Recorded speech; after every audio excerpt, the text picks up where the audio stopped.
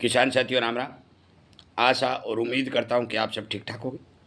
साथियों, मैं आपकी जानकारी के लिए बता दूं कि हमारे पास जो भी रिपोर्ट आती है, हम वीडियो के माध्यम से आप तक तुरंत प्रभाव से पहुंचाने का काम करते हैं। आपका ज्ञान बढ़े, आपको खबरों का पता चले, किसान जागरूक हो, इस बारे हमारा प्रयास लगातार जारी है। शाम को 8 बजे से 9 बजे तक लाइव प्रोग्राम भी चलता है।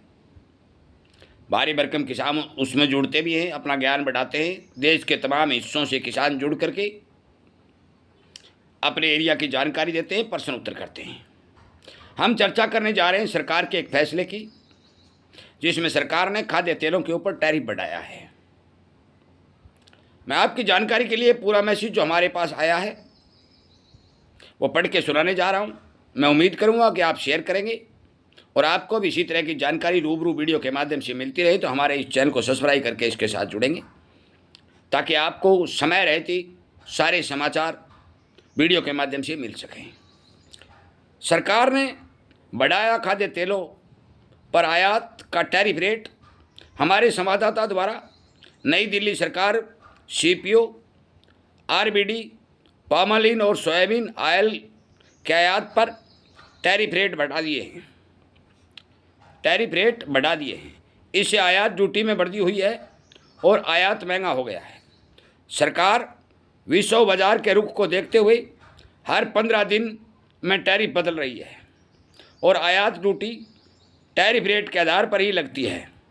विश्व बाजार में भाव भले ही कम हो या अधिक, रुपए के एक्सचेंज रेट भी आयात ड्यूटी को प्रभावित करता है। सीपीओ पर टैरिफ रेट $8 बढ़ाकर $1211 प्रति टन कर दिया गया है। इससे आयात ड्यूटी अब 19,422.02 रुपये प्रति टन लगेगी, जो पहले की तुलना में 128.30 रुपये प्रति टन अधिक है। आरबीडी पॉमलाइन का टैरिफ रेट $1 बढ़कर $1225 प्रति टन कर दिया है। इससे आयात ड्यूटी 34.75 रुपये बढ़कर के 42,567.78 रुपये लगेगी। सोया आयल के आयात पर टैरिफ रेट $17 बढ़ाकर $1255 कर दिया है। अब आयात ड्यूटी 272.65 रुपये बढ़कर 20,127.69 रुपये प्रति टन लगेगी।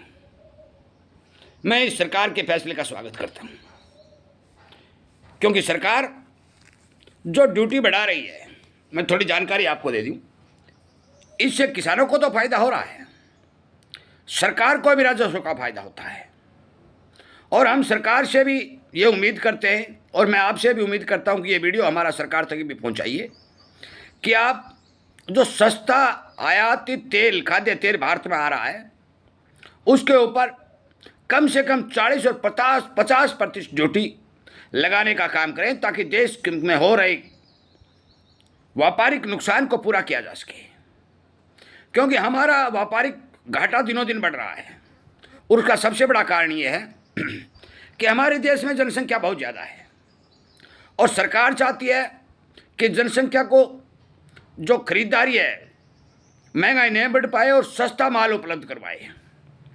जब सरकार ये चाहती है कि सस्ता माल उपलब्ध करवाए, तो होता क्या है कि सरकार विदेशों से भी सस्ता माल खरीदने की कोशिश करती है।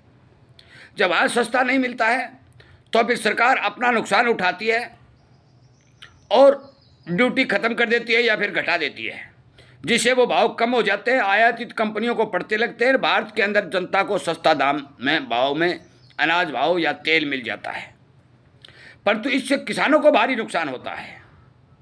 क्योंकि बाहर का सस्ता माल जब बाजार में आता है, तो उस माल की खरीदारी बढ़ जाती है। देश का जो खुद का उत्पादन किया हुआ माल होता है, उसके भाव गिर जाते हैं, क्योंकि उसकी डिमांड कम हो जाती है। इसलिए साथियों, सरकार का टैरिफ समय समय पर बढ़ाना किसान के हितकारी के लिए बड़ा फैसला होता है। कुछ किसान साथी ये सोच रहे होंगे कि इससे फ़र्क क्या पड़ता है। इससे बहुत फ़र्क पड़ता है। यदि 100 रुपये का तेल बाहर से आता है, 40% ड्यूटी लगती है, तो वो 140 रुपये का बन जाएगा। और यदि 100 का तेल आता है और 0 ड्यूटी होगी, तो वो 100 का ही होगा। जब 40 रुपये की बढ़त विदेशी तेल में आएगी, आयातित तेल में आएगी, तो हमारे भारत के तेल में भी 40 रुपये की बढ़त आएगी। ये फायदा हम किसानों को होगा। परंतु भारत के अंदर एक सर्वे के आधार पर कंज्यूमर मतलब होता है खरीदने वाली जनसंख्या बहुत ज़्यादा है। सरकार ने जितनी भी आज तक नीतियां बनाई हैं, बहुत पहले जब हमारे देश की जनसंख्या कम थी, आज़ादी का समय था, उस टाइम 5-4 बार जो हमारी योजनाएं चली 15-20 साल तक, 5-5 साल की, उस समय किसान के पक्ष में योजनाएं बनती थी कि किसान को भाव ठीक कैसे मिले। परंतु ये ट्रेंड बदल दिया गया और उसके बाद में जितनी भी नीतियां बनी वो सारी की सारी कंज्यूमर यानी खरीदार के पक्ष में बनी, किसान का हित सामने नहीं रखा गया, जिसके कारण किसान को जो अनाज भाव आज के समय मिलने थे वो अनाज भाव पिछड़ गए और बहुत कम और आधे दाम मिलने लगे और किसान की तरक्की रुक गई। यदि सरकार किसान की तरक्की चाहती है तो 100% हम ये बात क्लियर कर देते हैं कि टैरिफ रेट या ड्यूटी बढ़ानी पड़ेगी। हमारे किसान नेताओं ने अनेक आंदोलन किए, परंतु किसी भी आंदोलन के अंदर विदेशी आयात और निर्यात या ड्यूटी बढ़ाने और घटाने का कोई चर्चा नहीं हुआ। मेन बात जो थी उसको नहीं बोला गया, जो मुद्दा था उसको नहीं उठाया गया और किसान को नुकसान लगातार होता गया और आज भी हो रहा है। साथियों, मैं तमाम किसान नेताओं से भी विनती करता हूं कि आप अगुवाई करते हैं, आपका धन्यवाद है, पर मुद्दे वही उठाइए जो सफल हो सके, जो सरकार मान सके और बनवा सके। यदि आप सरकार को आयातित तेलों पर, खाद्यान्न पर या दालों पर 40% ड्यूटी के ऊपर कंपल्सरी कानून बनवाने में कामयाब हो जाते हैं तो किसान को किसी भी प्रकार की सब्सिडी, किसी भी प्रकार की राहत और किसी भी प्रकार की MSP की आवश्यकता नहीं पड़ेगी, क्योंकि भारत की जनसंख्या इतनी ज़्यादा है कि मान के चलो कि यहाँ जनसंख्या के आधार पर जितनी ज़रूरत है उतनी खपत का अनाज पैदा ही नहीं हो रहा है। माल विदेशों से मंगवाया जाता है और जब विदेशों से माल मंगवाते हैं और जब ड्यूटी और टैरिफ नहीं होता है या घटा हुआ होता है तो वो सस्ता पड़ता है, जिसके कारण हमारे अनाज के भाव दब जाते हैं। मेन रीजन को पकड़िए और सरकार को इस बारे विचार करने पर बाध्य कीजिए, नीतियों में बदलाव करवाइए ताकि हमें सफलता मिल सके।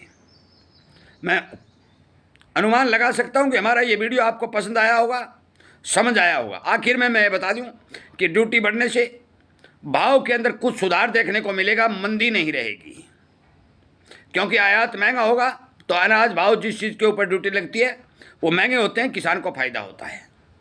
मेरे इस वीडियो को शेयर करें, किसानों को समझाएं, जगाएं और मेन मुद्दा जो है इसको सोशल मीडिया पर उठाकर सरकार या किसान नेताओं तक पहुंचाने का काम करें। आपका बहुत बहुत धन्यवाद।